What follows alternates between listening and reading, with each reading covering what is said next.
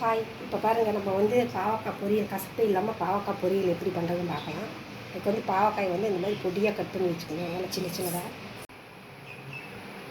இப்போ வந்து பாவக்காய் வந்து எண்ணெயில் கொஞ்சம் வறுத்துக்கலாம். இப்போ வந்து பாவக்காயில் போட்டு கொஞ்சம் வறுத்துக்கலாம்.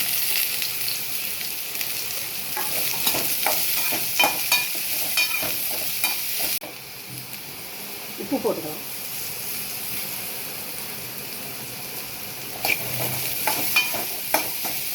போட்டு நல்லா கொஞ்சம் ஒரு 5 நிமிஷம் வதக்கிக்கலாம். இப்போ பாவக்காய் இந்த அளவுக்கு வறுக்கிற போடுவோம். இப்போ வதக்கி கவாசி வறுத்து இப்போ வந்து எடுத்துக்கலாம். வந்து பாவக்காய் வறுத்து வச்சு இப்போ எண்ணெய் ஊற்றிக்கலாம். கடுகு போட்டுக்கலாம். சீரகம் போட்டுக்கலாம். கடுகு சீரகம் பொரிஞ்சோம். சின்ன வெங்காயம் வரணும்.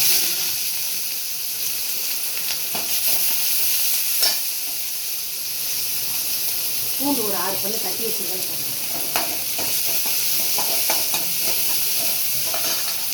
கருவேப்பிலை கொஞ்சம். பூண்டு நாள் தட்டி போட்டிங்கன்னா நல்லா வாசமாக நல்லா செய்யலாம். பாவக்காய் கசப்பே தெரியாது மாதிரி இருக்கும். ஒரு 6 காஞ்ச மிளகா போட்டுக்கலாம்.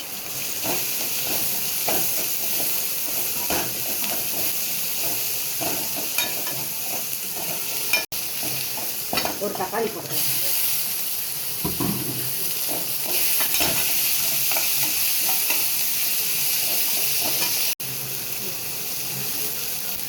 கொஞ்சமாக உப்பு போட்டுக்கலாம். பாவக்காய்க்கு உப்பு போட்டுருக்குது, கொஞ்சமாக போட்டுக்கலாம். பாவக்காய் வைக்கும்போது உப்பு கொஞ்சம் போட்டு வச்சுருக்குது. பாவக்காய் வறுத்து வச்சு பாவக்காய் போட்டுக்கலாம். எண்ணெயில் வறுத்து வச்சு பாவக்காய் போட்டுக்கலாம்.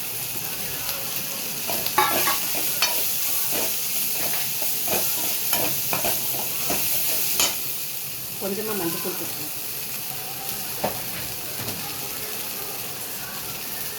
மல்லித்தூள் ஒரு ஸ்பூன் போட்டுக்கலாம்.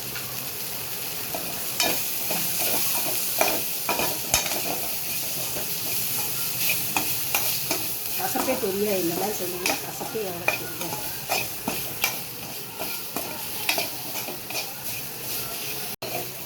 இப்போ வந்து தேங்காய் போட்டுக்கலாம். தேங்காய் போடணும்.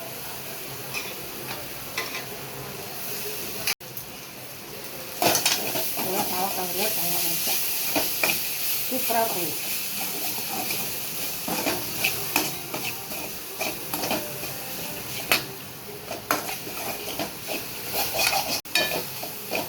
கொஞ்சமாக சர்க்கரை போட்டுக்கலாம். டேஸ்ட்டாக இருக்கும். நல்லா கடைசியாக இறக்கும்போது கொஞ்சமாக சர்க்கரை போட்டுக்கலாம்.